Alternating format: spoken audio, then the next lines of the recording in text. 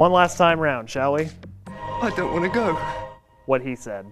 So here's a question for you. Have you ever wanted a service like Netflix except you don't get to pick what to watch or when it's on? Have I got something for you. Last week, the CRTC ruled that cable companies need to provide a pick and pay service for customers, allowing them to pick what channels they want without being tied to a bunch of crap they'll never watch.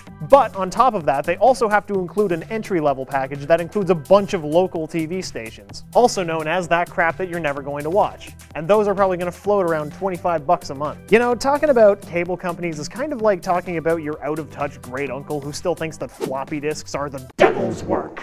In the end, what this will probably do is make cable packages more expensive, and it will probably destroy a lot of the smaller TV stations.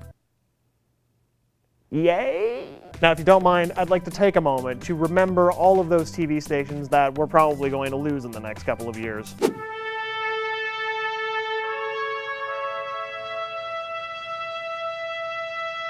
Okay, so Orange is the New Black has shown up in the news a couple of times over the last few weeks. The first was when Jason Biggs said he wasn't going to be returning for Season 3, which... good. But the second time was this week when the Emmys said that the Netflix show won't be eligible to compete in the comedic categories this year.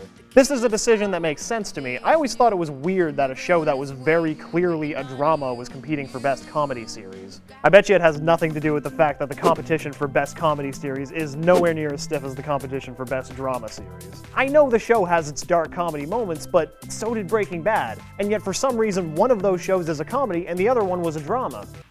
Yes, science! Now, the Emmys aren't until September, so they've got time, but it'll be interesting to see how Orange is the New Black holds up against the other shows like Netflix's own House of Cards. If this story should teach us anything, it should be that the Emmys and the Golden Globes and all these other award shows have to look at these labels and figure out how to categorize shows accordingly. And then they can worry about picking the shows that actually deserve the awards. They still really need to work on that. Speaking of Netflix, do you guys remember a couple of weeks ago when the Wall Street Journal reported that they were developing a live-action Legend of Zelda series?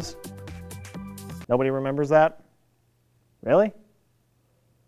Well, excuse me, princess. Anyway, on Monday, Nintendo CEO Satoru Iwata said that these rumors were inaccurate and said that there's nothing new to confirm with regards to Nintendo properties being adapted to film and TV. I can understand why they'd be protective of their games. Nintendo doesn't have the most spotless record when it comes to these kinds of things. With the Mario Brothers and plumbing's a game, we're not like the others who get all the fame. That old Ganon's no match for the king. They're brothers. They're plumbers. Super Mario Brothers. This ain't no game. Yeah, nobody wants to remember those. But I seem to remember a certain April Fool's trailer from 7 years ago that got all our hopes up.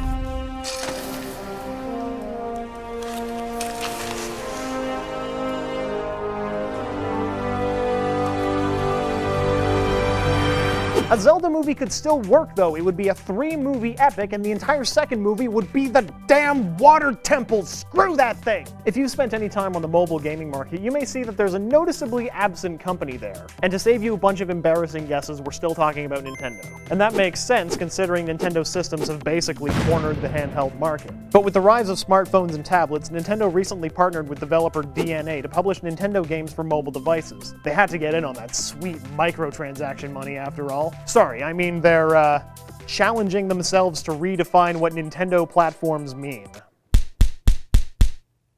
I'm sure the microtransactions are a little unintended bonus. Lose 3 lives in Mario? Give us 250 and get 3 more lives! Wait a minute, has anybody realized that we've basically just gone back to arcade machines?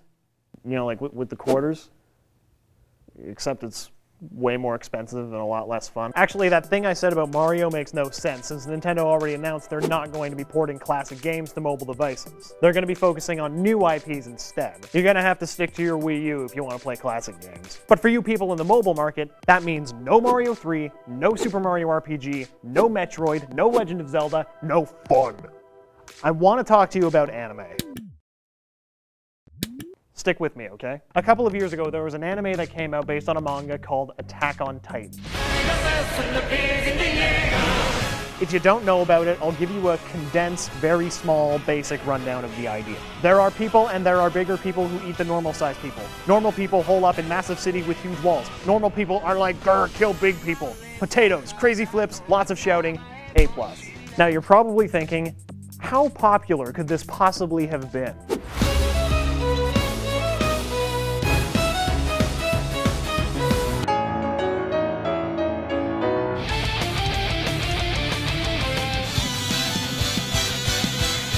insanely popular. I haven't seen an anime blow up like this since Cowboy Bebop. What the hell is Cowboy Bebop? Shut up. It's apparently gotten so popular that it's getting its own live-action movie, the first teaser of which was revealed last Friday. 進撃の巨人 It's not gonna work. I say this mostly because condensing a multi-part epic into a feature film never works. But I'm thinking this might reach Dragon Ball Evolution levels of hilarious. What the hell is Dragon Ball Evolution? Exactly. Okay, so there's this trailer for Mission Impossible Rogue Nation. Oh god. So we've got Tom Cruise doing crazy person things, and all the other usual suspects are here. Jeremy Renner, Simon Pegg, explosion, motorcycle, 50-year-old theme song. Ethan? The movie comes out July 31st, but here's the thing. This is MI5. The next movie in the Mission Impossible series would be MI6. I fully expect a James Bond crossover movie, otherwise the entire world has been done a disservice. Because that's a movie where I would totally think about going to see it after seeing the trailer, but then I would think, nah, that sounds dumb. Don't you want that too? And now we go from Mission Impossible to Mission... What's happening at Algonquin?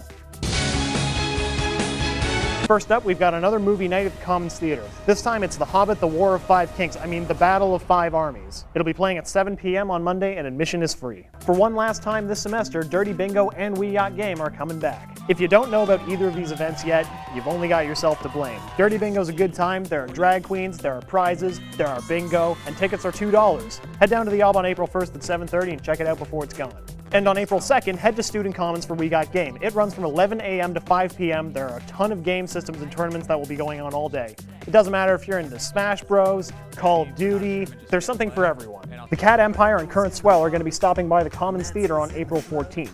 If you haven't heard of the Cat Empire, it's okay. For some reason, nobody knows these guys. We can still be friends though, don't worry. The best description I've heard of them is ska... kind of. There's also some jazzy bits thrown in though.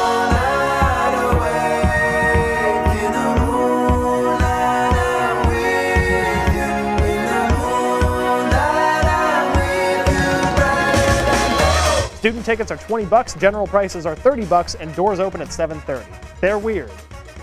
It's great. And so ends our little thing that we do here. Thank you very much for letting me and Saphira yell things at you for the past couple of months. Usually this is the part where I tell you to subscribe, but since this is our last show, I'm actually going to link to a bunch of other videos we've done. We've all put a lot of hard work in this semester. It would be super cool if you guys would check some of them out. And that's all I really had to say, so now I'm just going to stand here awkwardly until my camera op laughs. She's already holding back laughter, so this isn't going to take very long. Thanks, Ray.